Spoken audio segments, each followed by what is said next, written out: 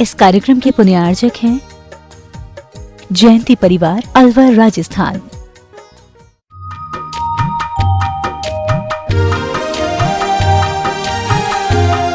करते हुए चले आ रहे हैं वो है हमारे हुकुम जी काका कोटा वाले। जोरदार तालियों के साथ उन्हें आमंत्रित करें, आए गुरु चरणों में नमोस्तु निवेदित करें और आपके अभिनंदन की तालियों की गूंज पूरे भारतवर्ष तक जाए। ऐसा अभिनंदन हुकुम काका जी साहब का आज इस धरती से होना चाहिए। एक बार जोरदार तालियां श्री हुकुम जी काका के लिए स्पेशली। देखिए आपकी तालियां कमजोर है, जरा दोनों हाथ ऊपर उठा करके हुकुम काका जी के सम्मान में तालियां। और इस जिज्ञासा समाधान के सत्र का शुभारंभ हम सभी लोग करने जा रहे हैं। मुनिश्री के चरणों में बारंबार नमोस्तु निवेदित करते हुए अपरानिक प्रक्षणा स्वाध्याय विलयम श्री कायुष्यर्गम करो।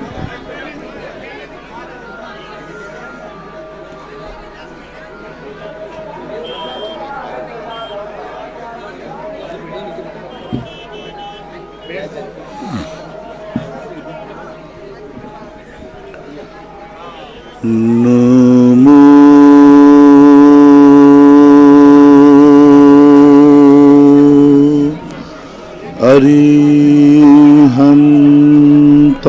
अरिहन्तार्णं नमो सिद्धार्णं नमो आयर्याणं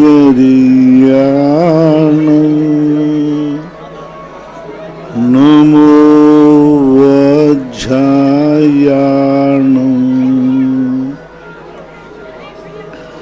नमो लोये सौशाहूणं।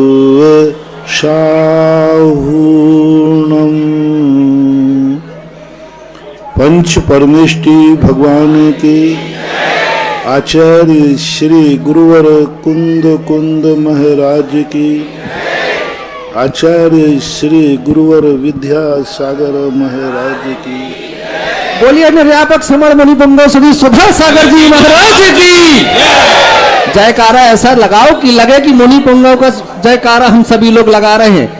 एक बार जोरदार जयकारा होना चाहिए। बोलिए जगत पूज्य मुनि पुंगव श्री सुधा सागर जी ऋषिराज की। मुनिश्री के चरणों में नमन करते हुए आज के इस सत्र का हम सभी लोग शुभारंभ करेंगे।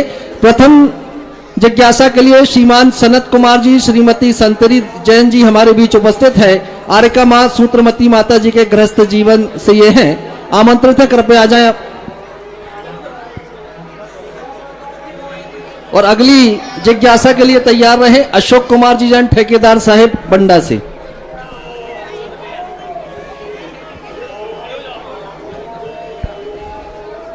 परम उपकारी मम गुरु को तिरबार नमोस्तु नमोस्तु नमोस्तु। अपने व्रतों में पालन करने के प्रति हम दृढ़ता कैसे लाएं गुरुजी? नमोस्तु। किसी भी वस्तु को प्राप्त करने के लिए उसके स्वरूप का ज्ञान होना चाहिए और स्वरूप के ज्ञान के बाद उसके हानि और लाभ पर विचार करने पर दृढ़ता आ जाती है। अगली जिज्ञासा के लिए अशोक कुमार जी जैन, ठेकेदार साहेब, बंडा निवासी, और फिर हमारे गुरु चरणों में समर्पित रहने वाले सुशील जी मोदी साहिब तैयार रहेंगे। मुनिश्री जी नमोस्तु। महाराज श्री विनय पाठ में पढ़ते हैं डेली, तुम मन में व्याकुल भयो जैसे जलबिन मीन। ऐसी न तो तड़प रहे थे न व्याकुलता रहे थे। अपने मन में पढ़ते तो है मंदिर में डेली, मगर तड़प और व्याकुलता नहीं रहती तो उसमें कोई दोष लगता है? मायाचारी क्या है, झूठ बोलने का कोई है? जिस लेखक ने लिखा है उसने अपने भाव अभिव्यक्त किए हैं। आपको यदि वैसा नहीं लगता है तो कहना भगवान मैं ऐसा नहीं कर सकता, लेकिन वहाँ परिणाम दिखे जाते हैं। तुम मन में व्याकुल भयो जैसे जलबिन मीन। सम्यक दृष्टि की दशा ऐसी होती है, सम्यक दर्शन जब प्राप्त हो जाता है और भगवान के प्रति जब भी अनुराग जागता है तो जैसे आप रागियों के लिए जिससे आपको राग हो, यदि वह व्यक्ति तुम्हारे लिए न मिले कुछ दिन उससे समाचार न मिले तो फिर आपकी क्या हालत होती है? कोई आपका बेटा परिवार बाहर गया है और 1-2 दिन समाचार नहीं मिले तो फिर तो आकुलता होगी या नहीं होगी? बस, तो तुम्हें बेटे से राग है, उसके बिना आकुलता हो गई। जिनको भगवान से राग है उनके भगवान के बिना आकुलता होती है। सीधी बात, ये तो अपने अपने अनुराग की बात है। पड़ोसी को तो नहीं हुई ना। पड़ोसी को तुम्हारा बेटा नहीं, समाचार नहीं आए तो पड़ोसी को आकुल व्याकुल नहीं हुआ, लेकिन आपको हुआ। इसलिए जिसको वास्तविक सम्यक दर्शन प्रकट हो जाता है, आत्मा की पर्याय जिनकी निकल जाती है, उनके ऐसे परिणाम होते हैं। उन परिणामों को वहां प्रकट किया गया है लेखक ने। अगली जिज्ञासा के लिए मोदी नगर से सुशील जी भाई साहब, और फिर तैयार रहेंगे पंडित श्री कंछेदी लाल जी जैन साहिब। परम पूज्य मेरे गुरुवर, हे परम पूज्य मेरे गुरुवर, हे मेरे आराध्य, आपके श्री चरणों में बारंबार नमोस्तु भगवान, बारंबार नमोस्तु भगवान, बारंबार नमोस्तु भगवान।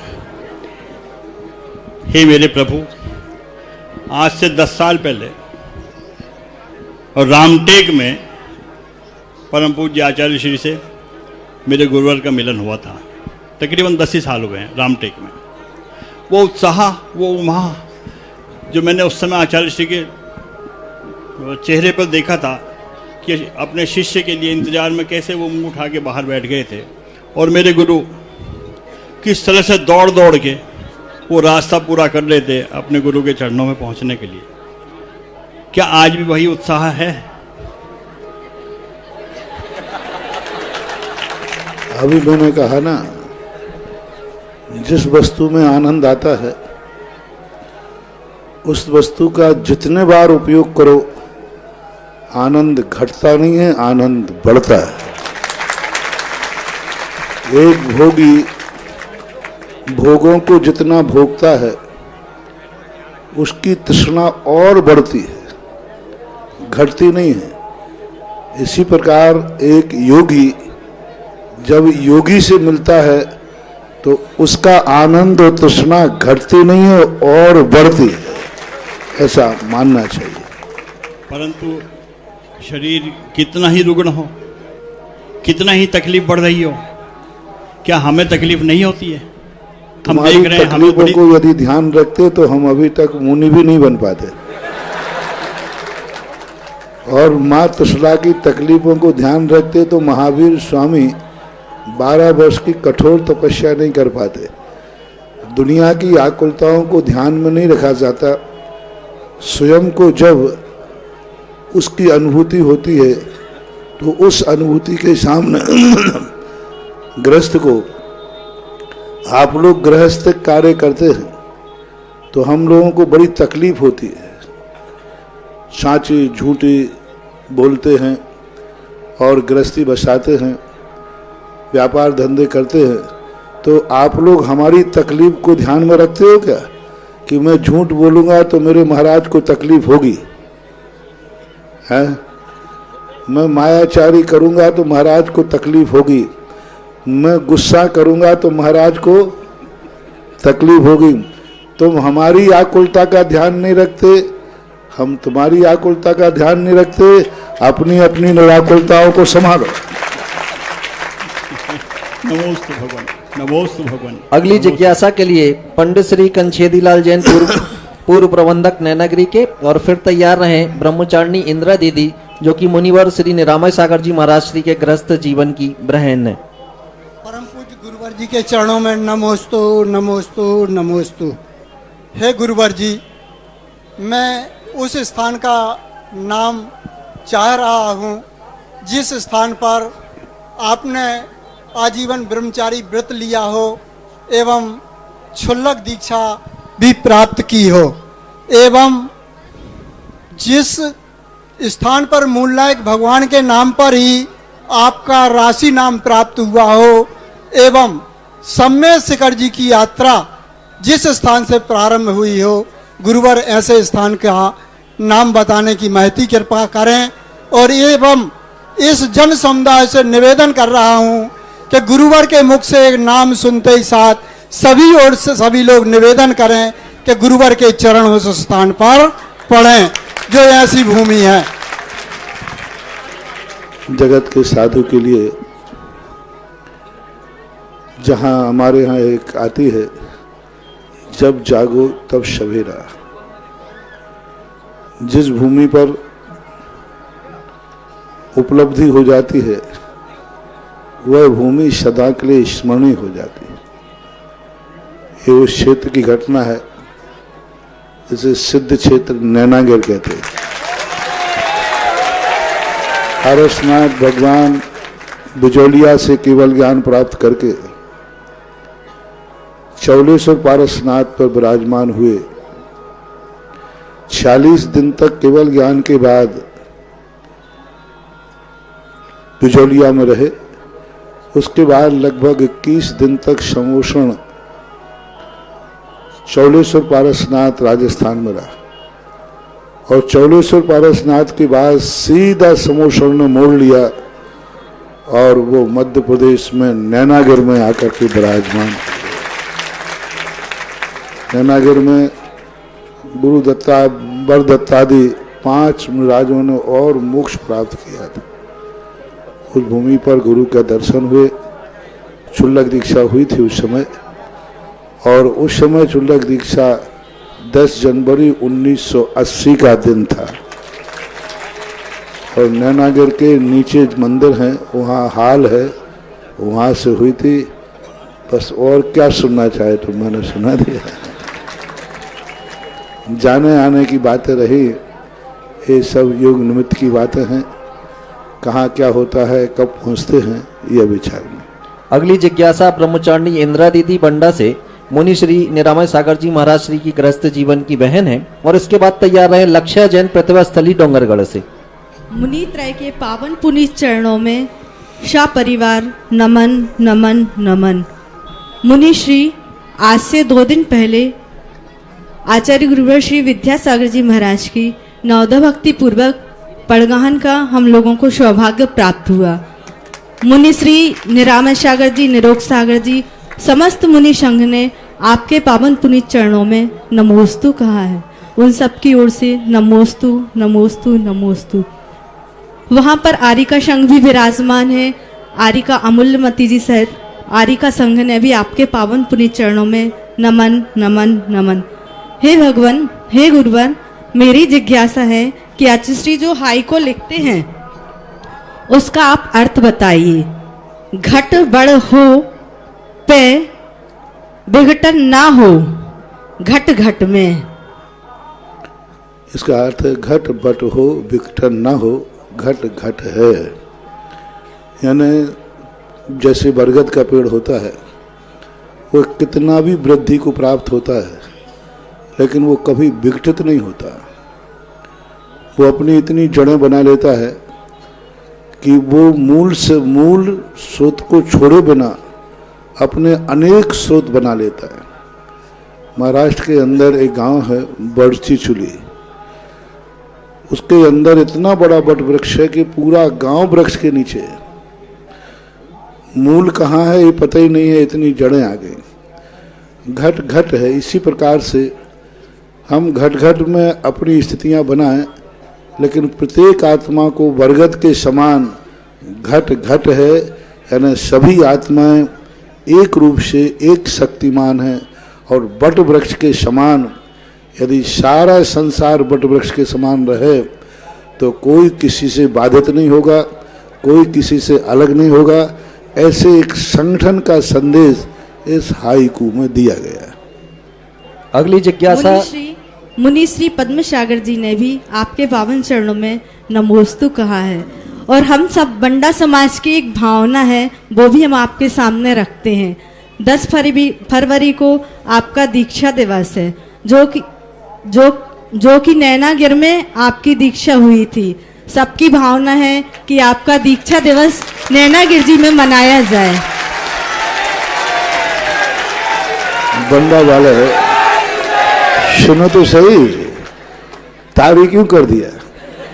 10 फरवरी मेरा दीक्षा दिवस नहीं है, तिथि क्षुल्लक गंभीर सागर और धैर्य सागर का दीक्षा दिवस है। आपका 10 जनवरी को। हमारा जनवरी है, उनका फरवरी है, पर सालों का बहुत अंतर है। 80 और 1986। 10 फरवरी को क्षुल्लकों की और प्रथम आरिकाएं दीक्षाएं हुई। जी। प्रथम आरिका गुरुमती आदि, ये 11 दीक्षाएं पहली बार आचार्य महाराज के द्वारा वहाँ नैनागिर में हुई थी, और क्षुल्लक महाराजों की भी दीक्षा उस समय हुई थी। आपके सानिध्य में यदि सबको ये अवसर मिले कि सबका ठीक है, दीक्षा दिवस चलेगा। मनाया जाए। अब इस सत्र को थोड़ा सा हम सभी लोग गति प्रदान करेंगे। अब जो भी प्रश्नकर्ता आएंगे सीधे गुरु चरणों में नमोस्तु करेंगे और अपना प्रश्न करेंगे। शेष औपचारिकताएं अभी हम विराम दे देंगे। तो मेरा निवेदन है, अब अगली जिज्ञासा लक्षा जैन प्रतिभा स्थली डोंगरगढ़ की, और उसके बाद तैयार रहे जिनेन्द्र कुमार जी जैन बमाना वाले। गुरुवर के चरणों में बारंबार नमोस्तु नमोस्तु नमोस्तु। गुरुवर, मेरी जिज्ञासा यह है कि गुरुवर, मैं प्रतिभा स्थली से अध्ययन प्राप्त कर अब इंदौर में वकालत की शिक्षा प्राप्त कर रही हूँ। गुरुवर, आज के इस परिवेश में जहाँ चारों ओर इतना चकाचौंध है, हम बाहरी परिवेश में स्वयं को कैसे अप्रभावित ना हो वहां से, और उस माहौल में कैसे अपने आप को ढालें? अपने जीवन को संस्कारित करने के लिए ही ये संस्कारवान स्थान दिए जाते हैं, खोले जाते हैं।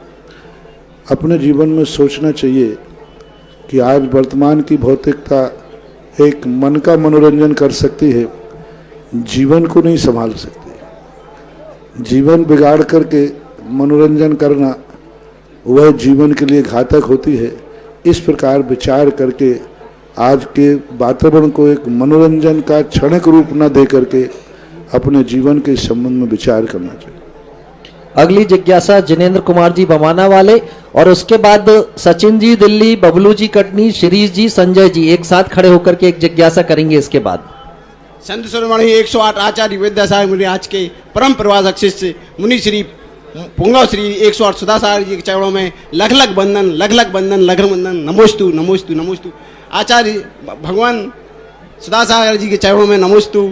भगवान, मैं पूछना चाहता हूँ कि हमारा ये ऐसा कौन सा पुण्य है जो हमारी आप इस धरती पर आपके चरण पड़े, और हम ऐसा क्या करें महाराज श्री कि आपके और आचार्य गुरुदेव से के आहार जी चर्या हमारे चौके में हो।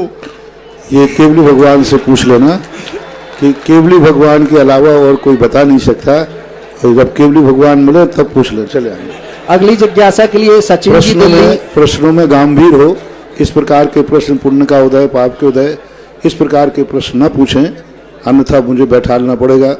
प्रश्न में गंभीर हो, प्रश्न हो।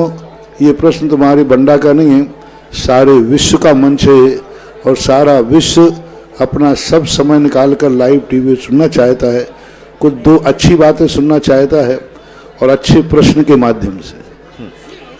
सचिन जी दिल्ली, शिरीष जी ललितपुर, साथ ही बबलू जी कटनी, संजय जी भोपाल, आप सभी लोग एक साथ खड़े हो जाएं और एक जिज्ञासा रखेंगे। इसके बाद तैयार रहे ऋचा जैन दलपतपुर। आचार्य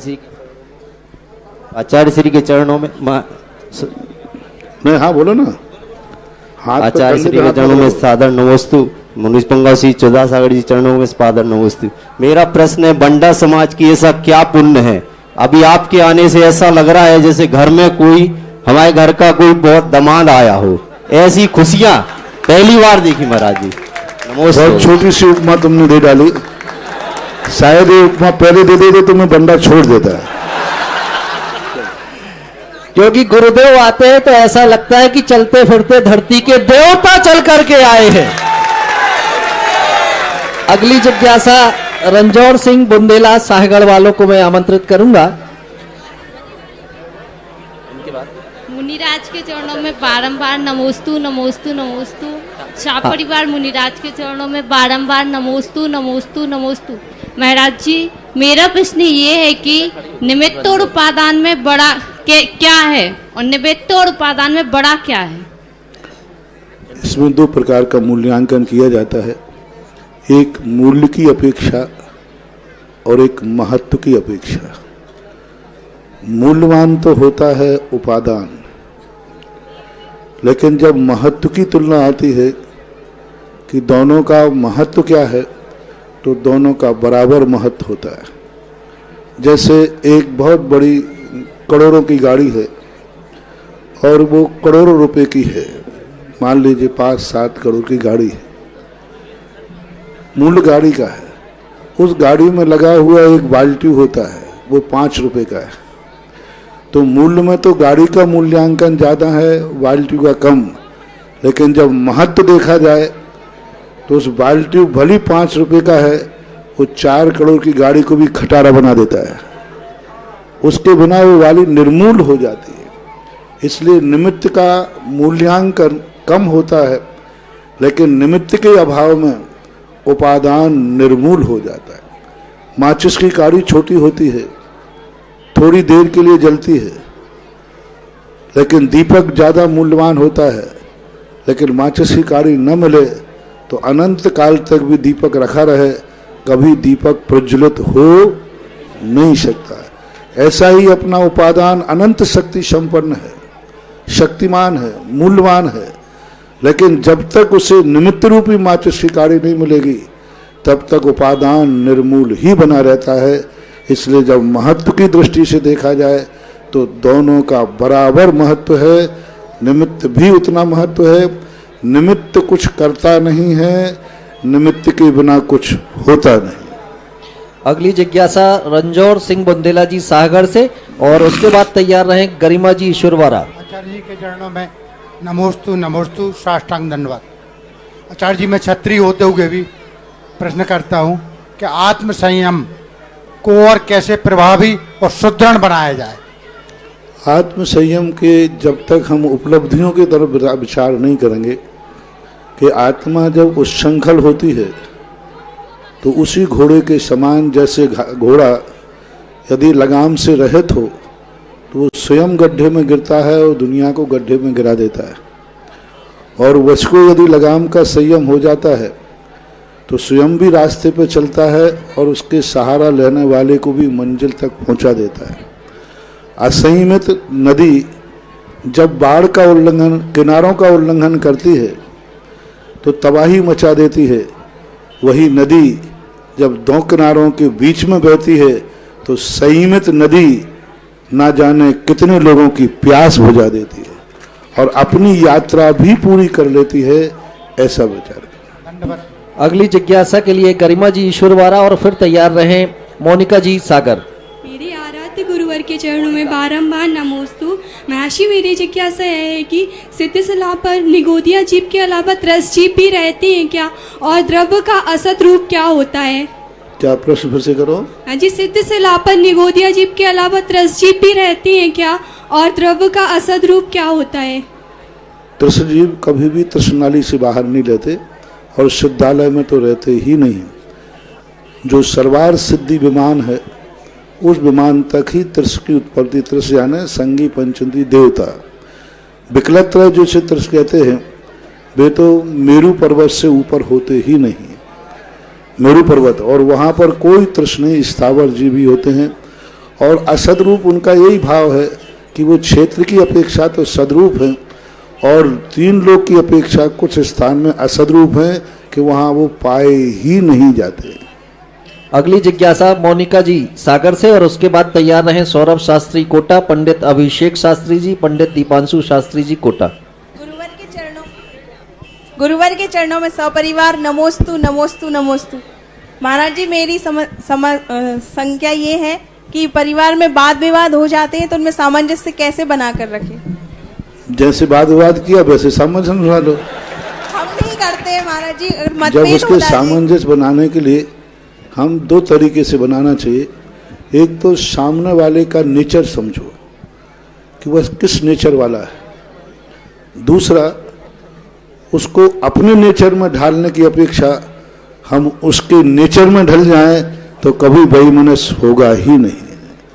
वैमनस्य वहाँ होता है कि हम हर व्यक्ति को अपने नेचर में ढालना चाहते कि व्यक्ति मेरे नेचर के अनुसार चलें। जिस दिन ये मन बना ले कि मैं किसी को अपने नेचर में नहीं ढालूंगा, जिसका जो नेचर है मैं उसी नेचर में ढल जाऊंगा, अपने आप शांति ही शांति हो जाएगी। अगली जिज्ञासा सौरभ शास्त्री कोटा, पंडित अभिषेक शास्त्री, पंडित दीपांशु शास्त्री और इनके बाद तैयार रहे नीलेश जी भूसावाली। महाराज श्री के चरणों में त्रिकालवार नमोस्तु नमोस्तु नमोस्तु। महाराज श्री, ये प्रश्न ऐसा है कि राजस्थान में जो आपने धर्म का बीज बोया है उसका फल पूरा राजस्थान खा रहा है और थोड़ा थोड़ा हम लोग भी खा रहे हैं महाराज श्री। लेकिन बस मेरा प्रश्न ये है कि मतलब बुंदेलखंड के कुछ तीर्थ क्षेत्र ऐसे हैं जैसे नैनागिर जी है, द्रोणगिर जी है, जिन पर अगर ये आपके चरण एक बार पड़ जाएं तो उनका उद्धार एक बार में हो जाएगा। तो महाराज श्री, उन क्षेत्रों में ऐसी क्या कमी रह गई कि आपके चरण नहीं पढ़ पा रहे महाराज श्री? आप खुद लोग वहाँ का विचार करें। पूज्य गुरुदेव जैसे आचार्य इतने सालों से सारे बुंदेलखंड के मसीहा, धर्म के मसीहा बन के बैठे हैं, उनके चरण वहाँ नहीं रुक पा रहे हैं और रुके हैं तो हम उनका लाभ नहीं ले पा रहे हैं। कुछ अपनी अपनी गिरेबान भी झांकना चाहिए, थोड़ा अपने उपादान को देखना चाहिए। जब कोई कार्य पुरुषार्थ करने पर भी ना हो, सदनिमित्त सामने होकर के भी ना हो, तो फिर अपने उपादान की तरफ देखना चाहिए कि उपादान में कहीं कोई खोट तो नहीं है। क्योंकि उपादान भी कई बार इतना खोटा हो जाता है कि निमित्त चोखा मिलने पर भी वो कार्यकारी नहीं हो पाता, निमित्त चोखा मिलने पर भी उसका लाभ नहीं हो पाते। भोजन सही है लेकिन जठराग्नि बिगड़ी हुई है तो भोजन क्या करेगा? इसलिए जठराग्नि पर भी ध्यान रखो, थोड़ा कुछ हवाबान हरडे टाइप का कुछ खाओ जिससे पाचन अच्छा हो और अच्छे धर्म, अच्छे साधुओं की संगति मिले। जठराग्नि पर ध्यान देना। निमित्त तो कितने साल हो गए। आचार्य शरण पूज्यवर सन 1975 में बुंदेलखंड प्रवेश किया था। कितने साल हो गए?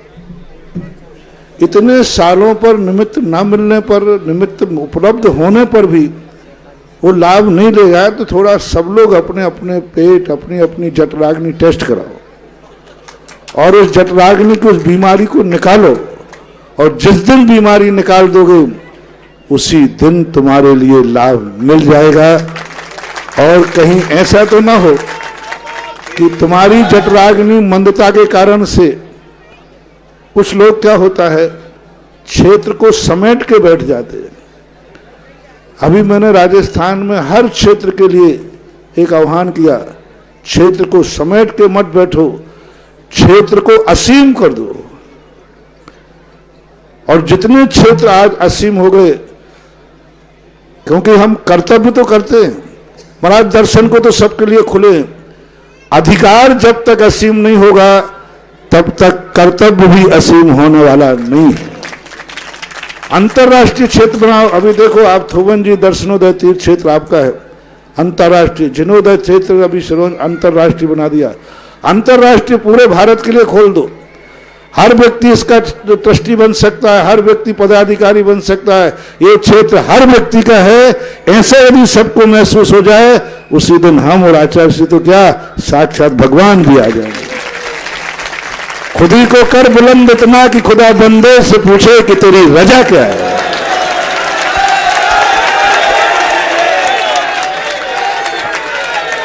अगली जिज्ञासा के लिए नीलेश जैन साहेब भूसावाले और इसके बाद तैयार रहे श्री वीरेंद्र सिंह जी लंबरदार जी। गुरुवर के चरणों में बारंबार नमोस्तु नमोस्तु नमोस्तु। गुरुवर, मेरी जिज्ञासा है, कहते हैं विद्या ददाति विनयम, मतलब विद्या से विनय आती है, लेकिन अक्सर देखा गया है कि जितने विद्वान होते हैं उनमें ही सबसे ज्यादा आपस में मतभेद होते हैं और वही लोगों को, मतलब लोग तो समझ जाते हैं लेकिन वो आपस में एक दूसरे को नहीं समझा पाते। तो इसमें ऐसा क्या होगा? तो क्या होता है, पंडित वैद्य मसालची इनकी उल्टी रीत, औरन को तो गैल बतावे आप नाग जाए भीट। तो ये तो नियम है। मसालची देखा, वो हंडा लेके चलता है, सबको उजिला देता है लेकिन स्वयं अंधेरे में चलता है। तो ये कलयुग के हैं, उन्हें आप पंडित विद्वान कहते क्यों हैं? वो लोग व्यवहार में पंडित विद्वान होते हैं, अंतरंग से यदि वो विद्वान है। वैसे पंडित जो उपाधि जिसे आप कह रहे हो वो अतिक्रमण और दादागिरी से छीन ली गई है। पंडित शब्द जैन आगम में दिगंबर जैन मुनि को ही कहा जाता है। ये दो शब्द ग्रस्तों ने छीने हैं, एक तो मुमुक्षु शब्द और एक पंडित शब्द। ये दोनों आगम में मुनियों के विशेषण थे और मुनियों के विशेषणों को लोगों ने मुनि तो बने नहीं और मुनि की उपाधि छीन करके और बैठ गए। कल्याण तो मुनि बनने से होगा, पंडित और मुमुक्षु उपाधि छीनने से नहीं होगा। पूर्व सांसद पुत्र वीरेंद्र सिंह जी लंबरदार साहिब हमारे बीच हैं, वे कृपया अपनी जिज्ञासा रखें और उसके बाद सरपंच अनिल जैन साहिब बंडा वाले तैयार रहें। गुरुवार के चरणों में सत सत नमन करता हूँ और बारंबार प्रणाम करता हूँ। गुरुजी आपके आशीर्वाद से एवं बंडा की जैन समाज के प्रेरित होकर 2018 से मैं और मेरा परिवार और मेरी समिति मृत्यु भोज जैसी जो संपूर्ण समाज में कुरीति फैली है उसकी रोकने के लिए प्रयासरत हूँ और लगभग पूरे बुंदेलखंड में हम लोग इसका प्रयास कर रहे हैं। इसके लिए आपका आशीर्वाद एवं मार्गदर्शन चाहता हूँ।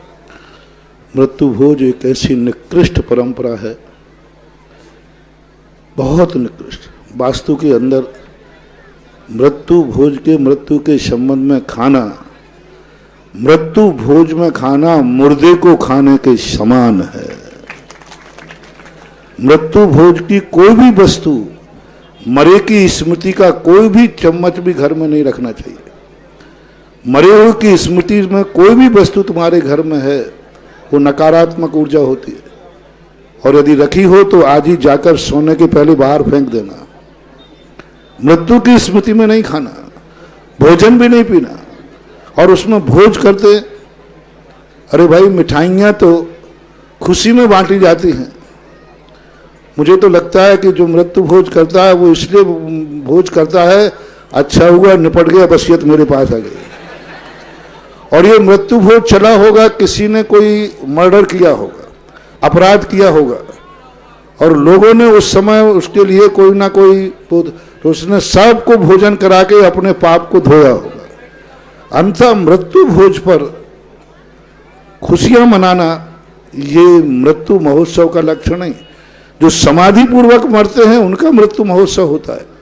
आप तो यदि कहें कि वो मृत्यु महोत्सव है तो फिर उसके मरने पर रोते क्यों, बैठक क्यों करते? ये कदापि नहीं करना चाहिए, भूल करके भी नहीं करना चाहिए।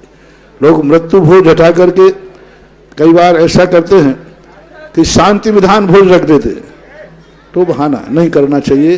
अभी कोई कह रहे थे कि एक व्यक्ति ने, दो भाइयों में ऐसा झगड़ा हुआ, उसकी माँ पिता मरे कोई, तो एक दिन तो कि एक बेटे ने, दूसरे दिन 13वां दूसरे ने किया। तो ये सब चीजें बहुत मिथ्यात की कोटि में आते हैं, बंद होना चाहिए। अगली जिज्ञासा सरपंच अनिल जैन लेकिन साहिब। मृत्यु के समय मन में, मृत्यु भोज के संबंध में उसकी स्मृति में दान जरूर देना चाहिए, क्योंकि उसकी तुमने जो वसीयत ली है उसके मरने के बाद उस वसीयत को दान के बिना भोगोगे तो वह वसीयत भी तुम्हारे लिए दुखदाई है। तो मरण के बाद उस व्यक्ति की संपत्ति में से कुछ ना कुछ दान, चाहे गौशाला को हो, चाहे तीर्थ क्षेत्रों को हो, यहाँ तक कि अर्थी बाद में उठना चाहिए, पहले दान की घोषणा होना चाहिए। अब वो दान किसी भी रूप में दिया जा सकता है, चाहे गौशाला हो, चाहे हॉस्पिटल हो, चाहे तीर्थ क्षेत्र हो, ये परंपरा होना चाहिए। ऐसा मानो जितना भोज में तुम खर्च करते हो उतना उसकी स्मृति में दान दे दो तो अच्छा है। अगली जिज्ञासा सरपंच अनिल जैन बंडा साहिब की और इसके बाद आमंत्रित है श्रीमान नंद किशोर भाई जी हमारे बीच उपस्थित हैं, मंत्री देवोदय गौशाला बंडा। सरपंच खारबू परिवार का महाराज जी को नमोस्तु नमोस्तु नमोस्तु। महाराज जी आपका स्मरण करते हुए, मन में नमन करते हुए सागर बीच के मंदिर में भक्तांबर जी का पाठ शुरू किया है। करीब 2 वर्ष हो गए हैं। जो ललितपुर में आपका आपकी प्रेरणा से भक्तामृत जी का पाठ हो रहा है, उसी की अनुकृति शुरू की है मंत्रों के द्वारा। उसमें आपका आशीर्वाद एवं मार्गदर्शन चाहता हूँ। नमोस्तु भगवान। हर मंदिर के अंदर भक्तांबर जैसी शक्ति का यदि पाठ होता है तो ये मंदिरों में जितने अतिशय हैं, ये अतिशय हजारों गुने और शक्ति बढ़ जाएगी, क्योंकि वो स्रोत ही ऐसा शक्तिमान है। बहुत अच्छा आशीर्वाद है। अगली जिज्ञासा श्रीमान नंद किशोर भाई जी, मंत्री देवोदय गौशाला बंडा, और उसके बाद तैयार रहे लक्ष्मी चंद जी बमाना वाले। नमोस्तु भगवान, नमोस्तु नमोस्तु। मेरा मेरे परिवार का एवं देवोदय परिवार का नमोस्तु भगवान। भगवान 22 साल पहले आचार्य श्री के आशीर्वाद से बंडा में गौशाला संचालित है, जिसमें वर्तमान में 2500 पशु हैं। और उनको आशीर्वाद चाहिए और मार्गदर्शन चाहिए कि उनकी व्यवस्था हम लोग कैसे करें जो आदर्श गौशाला बन जाए। और महाराज जी, हमारी कमेटी में 9 लोग हैं। आज 22 साल से सिर्फ 2-3 लोग देख रहे हैं, बाकी कोई जाता नहीं है। उसके लिए हम लोग क्या करें और क्या दोष है? मेरा मानना है गौशाला में गायों की संख्या बढ़ाने की अपेक्षा जितनी गायें गौशाला में रखें, जैन की गौशाला में गाय ऐसे रहना चाहिए कि जैसे जैनी की माँ रहती है।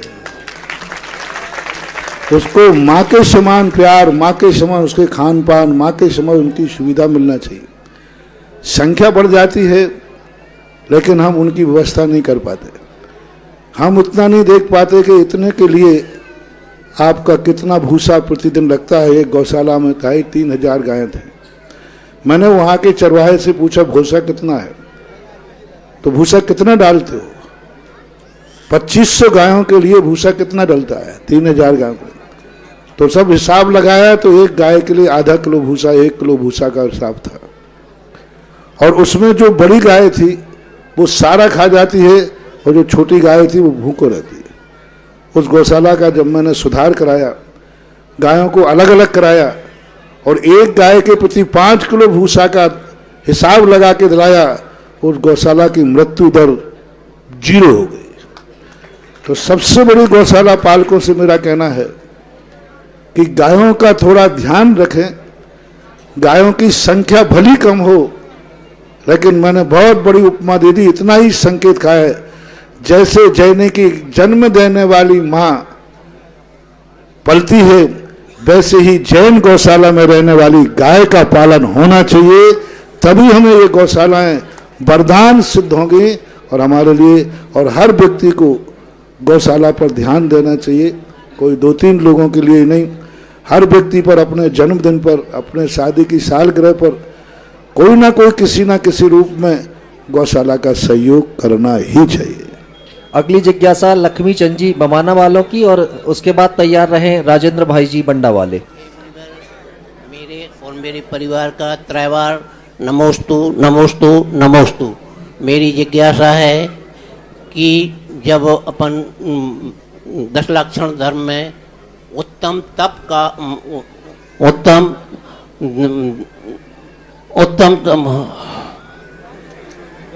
उसमें बोलते हैं ऊंचे सिंहासन बैठ वसुंधर पे, धर्म का भूपति भया बच झूठ सेती, नरक पहुंचा स्वर्ग में नारद गया। हे मुनिवर, उत्तम मार्ग धर्म के ऊपर बोले।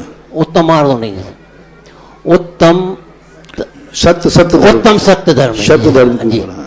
तो ऐसा क्या किया था राजा वसु ने, जो धर्म का भूपति था, उसने ऐसा क्या किया कि उसको नरक जाना समझ पड़ा? गया मैं, क्योंकि देखो झूठ बोलने मात्र से नरक नहीं जाता व्यक्ति। झूठ कितना प्रभावी है, कितने लोग उस पर विश्वास करते। वो धर्म का भूपति था, हर व्यक्ति ये मानते थे कि धर्मात्मा आकाश का तारे नीचे आ सकते हैं, सूर्य पश्चिम से उग सकता है, लेकिन वसुदेव कभी झूठ नहीं बोल सकता। उसने झूठ बोला तो परिणाम ये हुआ कि जितने उसके झूठ बोलने पर, क्योंकि सबको मालूम है ये झूठ बोल ही नहीं सकता, और उसके झूठ बोलने पर आज तक जितने बकरे कट रहे हैं और आगे कटेंगे, और सारा पाप उसको उसी समय लगा और सिंहासन सहित नीचे गया। इसलिए झूठ बोलने में, एक आप झूठ बोलने और एक मैं बोलूं झूठ, दोनों झूठों में बहुत अंतर है। क्योंकि लोगों को मेरे ऊपर विश्वास है। तो जितना विश्वसनीय बड़ा आदमी झूठ बोलता है उसका पाप उतना गुना ज्यादा होता है, इसलिए वह नीचे गया। अगली जिज्ञासा राजन भाई जी बंडा वालों की, और उसके बाद तैयार रहे अनिल नयनधरा सागर वाले। पूज श्री सुधा सागर जी महाराज के सत्संग पावन चरणों में बारंबार राजन भाई जी परिवार का नमोस्तु नमोस्तु नमोस्तु। महाराज जी, बजनाभि चक्रवर्ती जी की इसमें आया है बैराग भावना में, राज समाज महा कारण बैर बढ़ावन हारा। रहना समाज में है, राज के उसमें भी रहना है, तो बैर से कैसे बचा जाए? बैर से हमने कहा ना, दुनिया को अपने अनुकूल न चला करके दुनिया के अनुकूल चल जाओ, सब अपने आप को मित्र मानने लग जाएंगे। जब व्यक्ति अपने अनुकूल चलाता है तो बैर बनता है, और जब दुनिया के अनुकूल चलता है तो मैत्री बनती है। हमारे आचार्य श्री ने लिखा कि दुनिया के साथ 36 का आंकड़ा नहीं 63 का आंकड़ा बनाओ तो मैत्री योग बन जाता है। जगत पूज्य परम पूज्य मुनि श्री सुधासागर जी महाराज के चरणों में बंडा सहित समेत बुंदेलखंड समाज की ओर से कोटि कोटि नमोस्तु नमोस्तु नमोस्तु। हे भगवान, पूरी बुंदेलखंड समाज की ओर से आपके चरणों में नमोस्तु निवेदन करते प्रार्थना करते हैं कि जैसा आपने राजस्थान के एक एक गांव को, एक एक कण को अपने चरण रज से सिंचित किया है, ऐसा बुंदेलखंड के लिए भी आपकी चरण रज मिले, ऐसा निवेदन। पूज्य भगवान, जैसा कि सभी जानते हैं कि जैन धर्म विश्व का सर्वश्रेष्ठ धर्म है, तो उसको जन जन तक कैसे पहुंचाया जाए, इसके लिए क्या प्रयास होने चाहिए? नमस्ते। जन जन तक पहुंचाने की अपेक्षा अपने अंदर में कैसा उतारा जाए यह ज्यादा प्रभाव करे, क्योंकि जैन दर्शन जन जन तक इसलिए नहीं पहुंच सकता क्योंकि जैन दर्शन दुनिया के अनुसार अपना रूप नहीं बदलता। जैन दर्शन के अनुसार हमें अपना रूप बदलना होगा। आज तक कोई भी जन जन का वह दर्शन नहीं बन पाया जिस दर्शन में शराब और मांस की छूट ना हो। जन जन का बनाने के लिए हमें जन जन की इच्छाओं की पूर्ति करना पड़ेगा, हमें जन जन की इच्छाओं के अनुसार चलना पड़ेगा, तो जन जन का धर्म हो जाएगा। बौद्ध धर्म था, उन्होंने जन जन का धर्म बनाने के लिए शराब और मांस की छूट दे दी, सारे विश्व में धर्म फैल गया। आज पूरा चाइना बौद्ध धर्म को मानता है, शराब और मांस की छूट दे दी जाए। जैन दर्शन कहता है भले हमारे लिए जन जन तक भी नहीं, कितना भी संकुचित हो जाए, लेकिन आचार संहिता में सुधार नहीं किया जा सकता, इसलिए जैन दर्शन जैनियों का दर्शन बना रहे, यही मेहरबानी बहुत बड़ी है। जैनी भी इसको यदि अनुकरण करते रहें तो भी इसका अस्तित्व बना रहे। अगली जिज्ञासा चक्रेश मोदी सर्वज्ञ मोदी साहगढ़, और इसके बाद तैयार रहे ब्रह्मचारिणी रागिनी दीदी बंडा।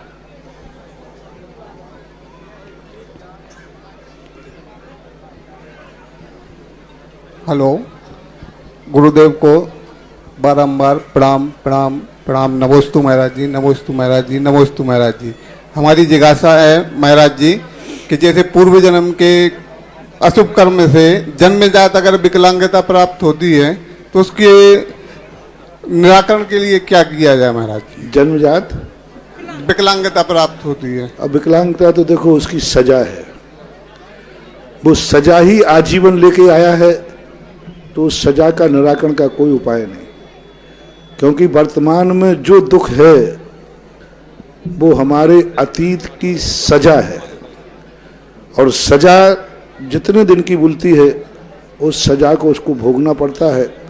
कुचित कदाचित कोई कमजोर अपराधी होता है तो वो अपनी सजा को एक्सेप्ट करता है, अपने अपराध को स्वीकार करता है, तो बीच में भी उसको बरी कर दिया जाता है। जैसे होते ही हैं बहुत प्रकार के अशुभ कर्म उदय में आते हैं, पर भगवान की भक्ति आदि से ठीक हो जाते हैं, लेकिन निधत्त निकाचित कर्म नहीं हो सकते। उसने किसी को कल विकलांग किया होगा, उसका परिणाम उसको भोगना तो पड़ेगा। आज के जिज्ञासा समाधान के सत्र का समय तो पूरा हो गया, लेकिन आपका यह पुण्य है कि आज जनवाणी चैनल ने 10 मिनट अतिरिक्त कार्यक्रम के लिए हमें प्रदान कर दिए।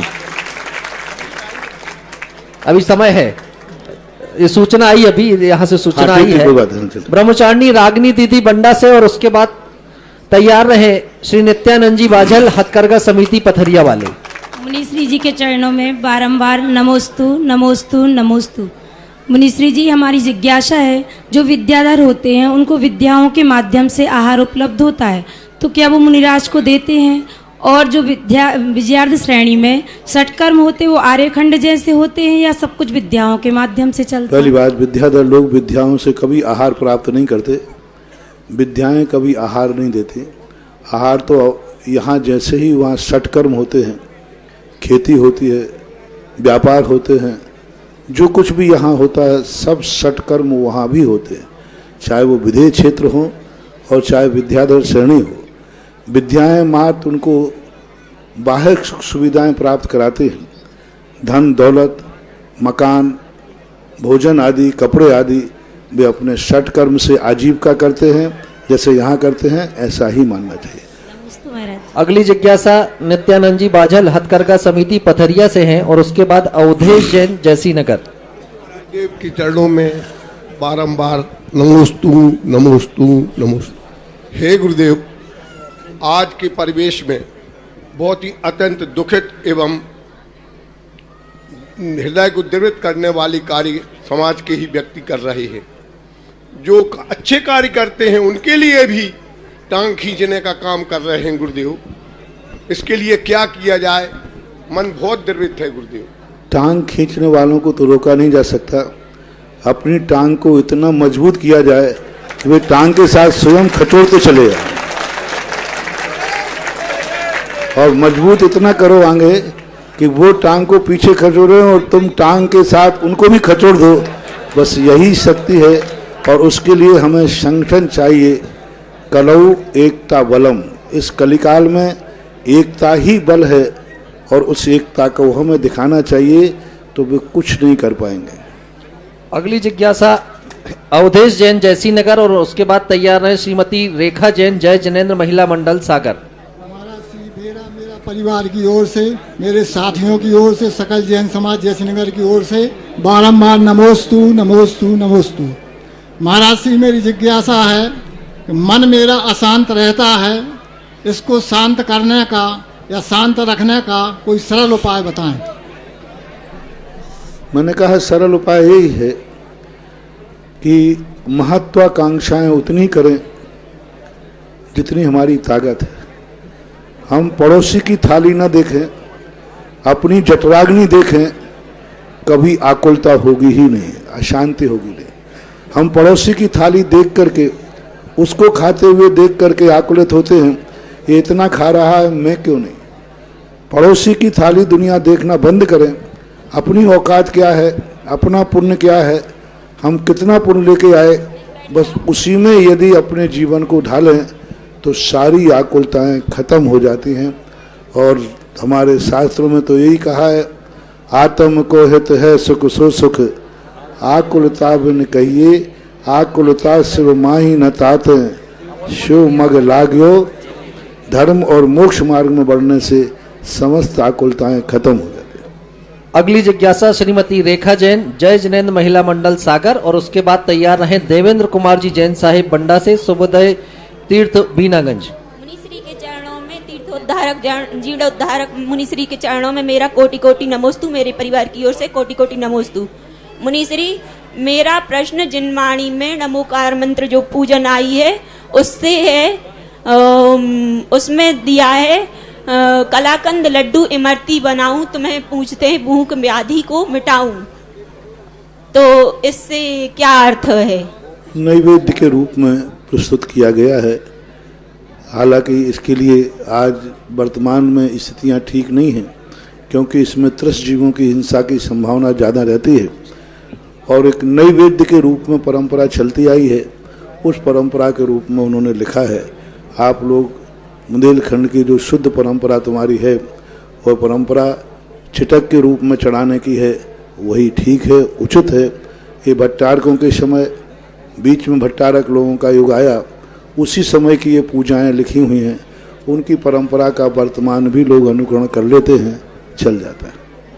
अगली जिज्ञासा श्री देवेंद्र कुमार जी बंडा वालों की, और उसके बाद तैयार रहें सौम्या जैन बमाना वाले। परम उपकारी गुरुदेव के चरणों में शकल दिगंबर जैन समाज बंडा का अनंतोबार नमोस्तु नमोस्तु नमोस्तु।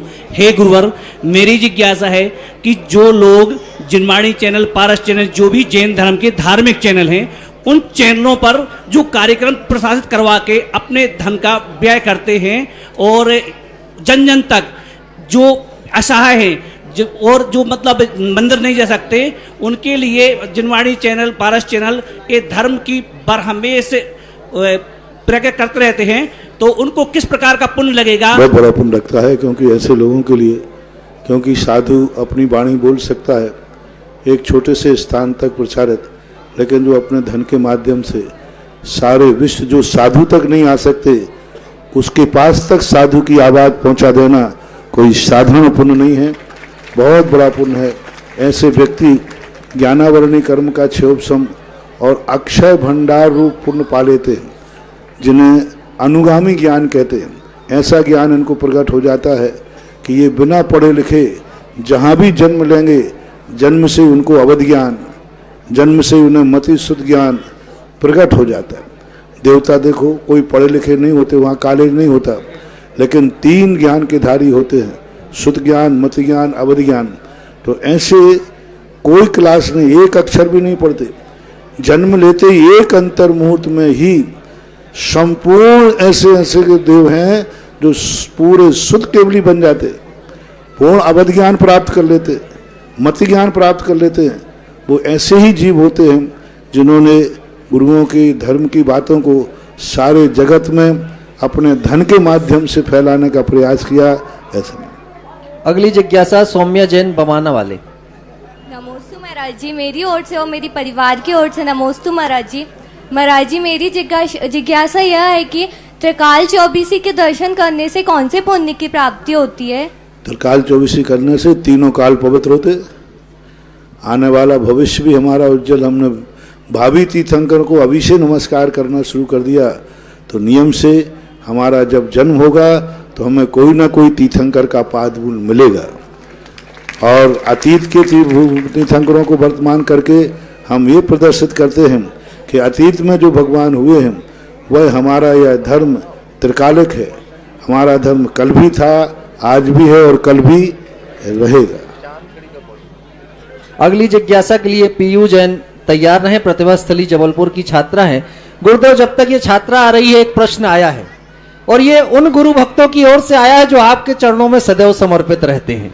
उनके मन में बार बार ये विचार आता है कि गुरुदेव आप जहां विराजमान हो जाते हो 2-4-6 महीने बाद वहां का कायाकल्प हो जाता है, लेकिन चांद खेड़ी में सबने देखा कि आपका चातुर्मास हुआ और चातुर्मास के 4 महीने निकल गए, वहां पर तीर्थ तो महातीर्थ बन गया, लेकिन आपके चरणों का जो विशेष अतिशय है उसे देखने के लिए लोग रुके रहे कि गुरु चरण सामान्य नहीं है, अगर ये रुके हैं तो सामान्य से हटकर के कुछ होने वाला है। लोग जानते थे कि मुनि पुंगव सुधा सागर जी ऋषिराज अगर किसी तीर्थ क्षेत्र पर आ जाएं तो ऐसे मुनिराज की वंदना को देवता एक ना एक बार धरती पर जरूर आएंगे, और चांदखेड़ी में वही हुआ।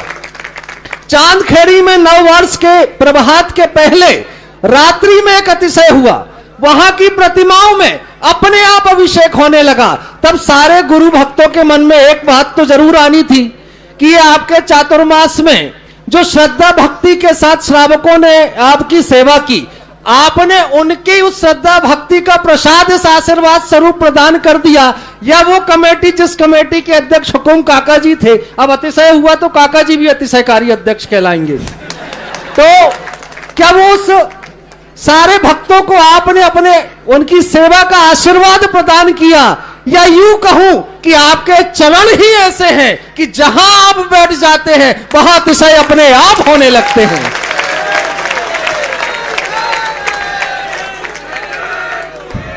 हमारे पूज्यपाद स्वामी ने भक्तियों में लिखा कि अपन लोग तो अकृत्रिम चैत्यालयों की वंदना नहीं कर पाते, लेकिन देवता कृत्रिम अकृत्रिम दोनों चैत्यालयों की वंदना करते हैं। मनुष्यों के द्वारा बनाए हुए चैत्यालयों की भी वंदना करते हैं। चांदखेड़ी के आदिनाथ भगवान एक ऐसी मंगल स्वरूप मूर्ति है, ऐसी मंगल स्वरूप मूर्ति है जिसकी आज तक कोई दूसरी मूर्ति बन नहीं पाई। कितना भी प्रयास, मैंने भी प्रयास किए बड़े बड़े शिल्पियों को बैठाल करके, लेकिन वो मंगल रूप, वो सगुन, उस मूर्ति का जो सौम्य मुद्रा है, दो चीजें मंगल रूप होती हैं, एक अंतरंग शक्ति और एक बाह्य शक्ति। बाह्य शक्ति की सबसे बड़ा मंगल रूप है कि जो मूर्ति इतनी सौम्य और मुस्कुराती हो, वह मूर्ति भक्ति करने के बाद तो अलग, उसके देखने मात्र से ही मंगल हो जाता है। ये अरहंतों में, तीर्थंकरों में, चांदखेड़ी में देखा गया और साधु संतों में ये मुस्कान पूज्य गुरुदेव आचार्य विद्यासागर में देखी। आचार्य महाराज का दर्शन ही मंगल है, क्योंकि उनकी मुद्रा सदा सौम्य रहती है। और चांदखेड़ी का भी यही स्थिति है। चांदखेड़ी एक पहला चीज है जिसमें हमेशा से 31 जनवरी को यह घटना, यह चमत्कार होता आया है। मूर्ति के अंदर, मूल नायक के अंदर सबको मालूम है। इस बार जो कुछ हुआ वो बहुत अप्रत्याशित था। अभी तुरंत मूर्तियों को, जिन्होंने साक्षी थे, ये लोग खुद कमेटी वाले, वहां हुक्म जी वगैरह सब थे, ये एक मूर्ति के ऊपर अभिषेक चल रहा है रात में, उसकी वीडियो बना रहे। बाजू की मूर्ति बिल्कुल सूखी है। जैसी बाजू की मूर्ति में पलक झपकाने के बाद देखा तो मूर्ति में से फिर अभिषेक चालू हो गया। जनता पीछे पीछे दौड़ रही है, अभिषेक करने वाला आगे आगे दौड़ रहा है। जनता दौड़ती जा रही, देख रहा है सूखा है, और जैसे कोई लोटा लेकर के ढाल रहा हो। और 172 मूर्तियों पर एक साथ क्रम से अभिषेक होना एक बहुत बड़ी, और सामने सब देख रहे हैं, देखो वो मूर्ति सूखी है, और देखते देखते देखते उसमें से धारा फूट रही है। और एक साथ 100 इतनी सैकड़ों मूर्तियों पर अभिषेक होना चांदखेड़ी का एक अपने आप में अतिशय है, भक्ति है। उस मूर्ति का स्पर्श, उस मूर्ति का गंधोदक एक सारे जगत के लिए बहुत मंगलकारी होता है। और अभी चतुर्मास वहाँ किया, और चतुर्मास करने के बाद, पंचकलना के बाद जो मूर्ति विराजमान हुई उनके संबंध में, और ये चतुर्मास, वो भगवान बहुत समझदार हैं। भगवान तो समझदार होते ही, यदि मेरे सामने कर देते तो फिर मेरा इधर बिहार करना मुश्किल हो जाता। उन्होंने कहा तू तो जा गुरु के पास, फिर बाद में मैं निपटाता हूं जनता के लिए। वहां हो जाता उस स्थिति में, तो स्थिति थोड़ा दूसरी बन जाती। बिहार में भी विलम्ब होता, और वो वहाँ का नियत जो नियोग था बहुत बड़ी चीज है। चांदखेड़ी सभी परिचित हैं, उनकी शक्ति से परिचित आप लोग हो या नहीं हो, मैं उस शक्ति से परिचित हूँ। कभी भी हो उस मुद्रा को आंख बंद करके, यदि वो मुद्रा तुम्हारे सामने आ जाए, नियम से समझ लेना तुम्हारा कार्य फतेह होने वाला है। जब भी तुम्हें कोई कार्य करना हो, आंख बंद कर करके देखो, यदि चांदखेड़ी की सौम्य मुद्रा सामने आ जाए तो सगुन मान लेना चाहिए कि ये कार्य होगा ही होगा। ऐसा अतिशयकारी चांदखेड़ी क्षेत्र, जिसका अभी हमने नाम चंद्रोदय तीर्थ क्षेत्र कहा, चंद्र का उदय। महाराज श्री, आपके समाधान से ही एक प्रश्न फिर से जागृत हो गया, और सबको उसका समाधान चाहिए कि 172 प्रतिमाओं पर अभिषेक अपने आप तो हो गया, और आपने कहा लोटे से कोई जल ढार रहा था। हमें तो दिखाई नहीं दे रहा था कि लोटे से जल ढार रहा है कि कलश से ढार रहा है, ये तो आप नहीं देखा। तो प्रश्न यहां पर बस यही आ गया कि जो जल ढार रहा था वो कौन था? वो वही हो सकता है जिसने मुझे स्वप्न में चंद्रप्रभु का रास्ता दिखाया है। 2 बार मेरे स्वप्न में आकर के, पहले स्वप्न को मैंने नकार दिया, दूसरे स्वप्न में आकर उन्होंने कहा आप मेरी बात को स्वप्न न लें, मैं साक्षात इस सामने नहीं आ सकता, ये कलयुग है, लेकिन मैं स्वप्न में जो संकेत दे रहा हूं उसी ने जो रास्ता दिखाया, उसी ने ये कार्य किया होगा, और वह अपने आप में कलश तो से अभिषेक होता ही है। ऐसा एक बार जरा अतिशयकारी आदिनाथ भगवान का जयकारा सारे लोग जरूर लगा देना। बोलिए अतिशयकारी आदिनाथ भगवान की। अब इससे जोरदार जयकारा लगाना बोलिए अतिशयकारी मुनि पुंगव श्री सुधा सागर जी विश्राम जी की। और अब अगली जिज्ञासा ब्रह्मचारी आभास भैया बेलानी वालों की, और इस बीच एक बिटिया हमारी तैयार थी, पीयू बिटिया, कृपया पहले वो आ जाए, उसके बाद ब्रह्मचारी आभास भैया। नमोस्तु महाराज जी, नमोस्तु महाराज जी। महाराज जी, मेरा प्रश्न ये है कि मुस्लिम अपने धर्म को सबसे अच्छा मानते हैं, हिंदू अपने धर्म को, और हम अपने जैन धर्म को सबसे अच्छा मानता है। तो महाराज जी आप ही बताइए कौन सा धर्म में सबसे महान है? आप जैन है, कौन है आप? जैन। जो जिस धर्म में कर्म ने जन्म दिया वह उसी धर्म को अच्छा माने, इसी में भलाई है। अगली जिज्ञासा ब्रह्मचारी आभास भैया। आभास भैया अगली जिज्ञासा, उनके बाद जय कुमार कलरैया जी बंडा वालों की। जय कुमार जी कलरैया बंडा वाले कृपया तैयार रहें, और दर्शी छतपुरिया जी, हाँ दर्शी जी अपने स्थान पर तैयार रहें। और हाँ बोले, जल्दी बोले। हे गुरुवर जी, मेरा और मेरे कलरैया परिवार का नमोस्तु नमोस्तु नमोस्तु। गुरुवर, मेरा प्रश्न है, नरकाया को सुरपति तरस सो दुर्लभ प्राणी, तो फिर मनुष्य पंचकरण या विधान आदि में स्वधर्मेंद्र बनने के लिए सारा जीवन तरसता रहता है, और स्वधर्मेंद्र बनने का अवसर मिल जाए तो अपने आप को महापुण्यवान समझता है। मूल कारण है क्योंकि पंच कल्याणक में एक नियोगी क्रिया होती है जो स्वधर्मेंद्र ही करता है, उसे स्वधर्मेंद्र बनना ही पड़ेगा। इस कारण से वह इंद्रादिक को प्राप्त करते हैं। नरकाया को स्वतंत्र से वो मोक्ष मार्ग की अपेक्षा, मुनि धर्म की अपेक्षा है। सांसारिक वैभव की दृष्टि से गृहस्थ धर्म का जो धर्म है वह देवता लोग भी करते हैं भक्ति में। तो पंच कल्याणक में तो नियोगी क्रिया है, क्योंकि बिना पंच कल्याण के इंद्रों के होता ही नहीं है, इसलिए इंद्र बनना पड़ता है।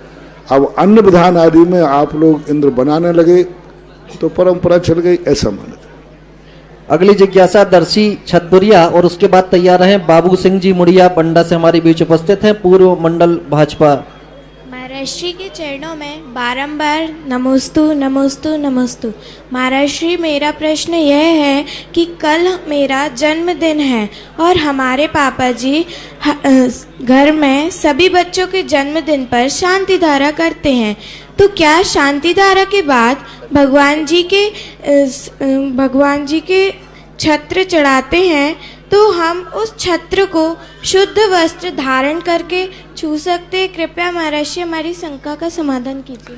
भगवान के ऊपर तो नहीं चढ़ा सकते हैं, लेकिन हाथ लगा सकते हैं, छू सकते हैं अलग से, लेकिन चढ़ाते समय पुरुष वर्ग ही रहे, इतना ध्यान रखें। इसके बाद सविता छतपुरिया जी शीघ्रता से अपनी जिज्ञासा लेकर के उपस्थित हों। आगे बोलो।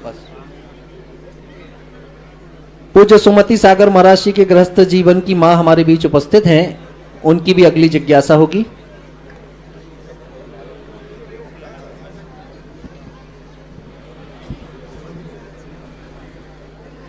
हे स्वामी, नमोस्तु नमोस्तु नमोस्तु। मेरी जिज्ञासा है महाराज जी कि आप लोग जब नैनागर में थे तो सुमत सागर वहाँ से आप लोगों के साथ चले गए थे। आप लोगों के साथ रहकर उनने इतने अच्छे परिणाम सुधारे कि इतनी अच्छी समाधि भई, और समाई माधव में आपने लोहिया जी को संबोधा था, उनका भी बहुत अच्छी समाधि भई। महाराज जी, ऐसे मुझे भी कुछ मार्ग प्रदर्शन करें कि मेरी भी बहुत अच्छी समाधि हो। आप ही के चरणों में माता जी बहुत अच्छी भावना आपकी अच्छी है, अच्छी समाधि हो, ऐसा हमारा आशीर्वाद है। इसके बाद सैली जैन न्यू फैंसी, शीघ्रता से आ जाए, जल्दी भेजें थोड़ा।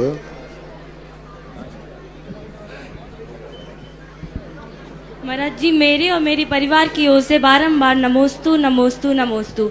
महाराज जी, मेरा प्रश्न यह है कि मौन रहने से क्या कुछ पुण्यवंत होता है? किसे? मौन रहने से क्या कुछ पुण्यवंत होता है? क्यों नहीं होता? अपने मन, वचन, काया तीनों से कर्मों का आश्रय होता है, तो कम से कम वचन के द्वारा जो क्रिया होना चाहिए उस वचनकृत कर्मों के आश्रय से बनता है, बनना ही चाहिए। आज का ये कार्यक्रम जिज्ञासा समाधान का जिस परिसर में संपन्न हो रहा है, विद्यासागर वेयर हाउस, आज उसके संचालक हमारे बीच उपस्थित हैं ज्ञानचंद जी। गुरु चरणों में नमन करेंगे और अब चूंकि समय हो चुका है और जिज्ञासा समाधान के सत्र के समापन की ओर हम सभी लोग बढ़ रहे हैं। पूज्य गुरुदेव के चरणों में बारंबार नमोस्तु नमोस्तु नमोस्तु।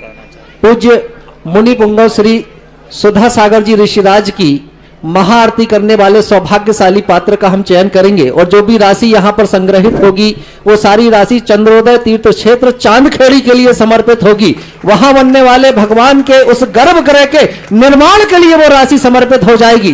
तो जो भी आज इस सौभाग्य को प्राप्त करना चाहे, एक साथ कितने सौभाग्य, एक और तो आपको मुनिश्री की आरती करने का सौभाग्य प्राप्त होगा, दूसरी ओर आपकी राशि एक महातीर्थ के निर्माण में समर्पित हो जाएगी। तो कौन होगा वो सौभाग्यशाली?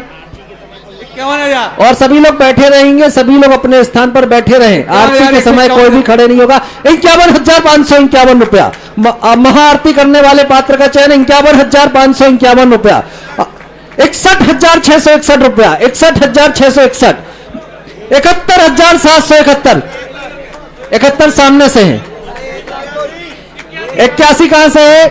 1,01,111 रुपए। नहीं, 1,11,111, 1,11,111 रुपया, 1,11,111 रुपया महाआरती करने वाले पात्र का यह चयन है। 1,11,111 रुपए एक बार। इस धरती के लोग आज कहीं वंचित न रह जाएं, जिनका मन बनना होना आज तिजोरियों के ताले खोल देना, क्योंकि आज आपका पुण्य जागा है, मुनिश्री का सानिध्य मिला है और आरती करने का ये अवसर आपको आपकी धरती पर प्राप्त हो रहा है। 1,11,111 रुपया। धीरे धीरे मत चलो, एक एक है, एक 21 किनका है, 1,51 करो, तेज गति से चलना अपने को, 1,51 कराओ उनका। 1,51,151 रुपया, 1,51,151 रुपया महाआरती करने वाले पात्र का चयन।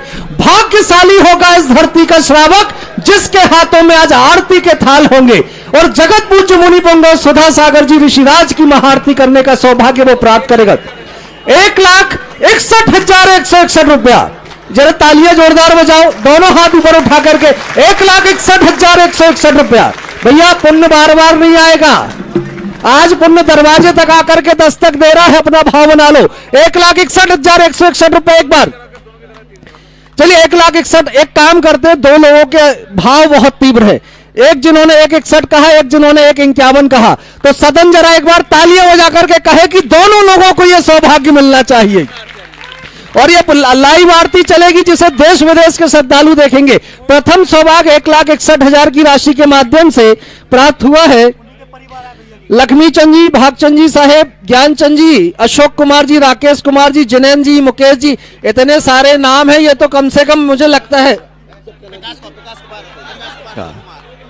एक काम करो, जब इतने सारे लोग आ रहे हैं थोड़ा सा पैकेज बड़ा कर लेते हैं अपन। अगर संचालक ने कुछ कह दिया तो उसकी बात रखनी पड़ती है। एक काम करो, 2,02,222 तो करो आज। हाँ चलिए आ जाइए। मुकेश कुमार जी, विकास कुमार जी, शिव कुमार जी, जय कुमार जी साहेब, स्वप्निल कुमार जी, समस्त बमाना परिवार, एक बार जोरदार तालियां। और दोती का सौभाग्य नंद किशोर भाई जी परिवार, गौशाला से संबंधित ये परिवार है, उनके परिवार के सदस्य भी आ जाए। एक बार जोरदार तालियां इनके लिए भी। नितिन जी, विशाल जी भी आ जाएंगे भाई जी परिवार से।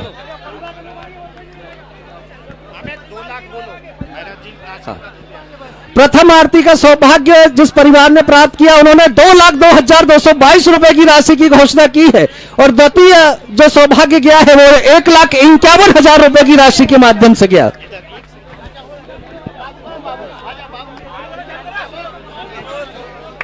अन्य लोग दूर रहे थोड़े आरती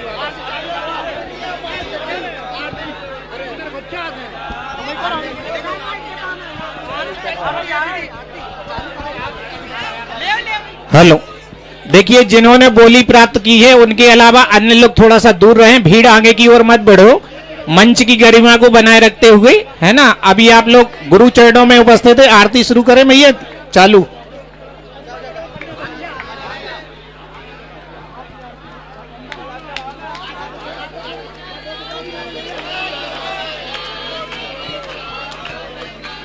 चलो आ जाओ। अरे यार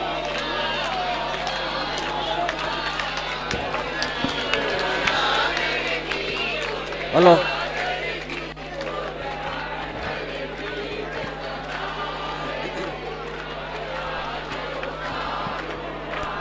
रूप श्री श्री शांति देवी के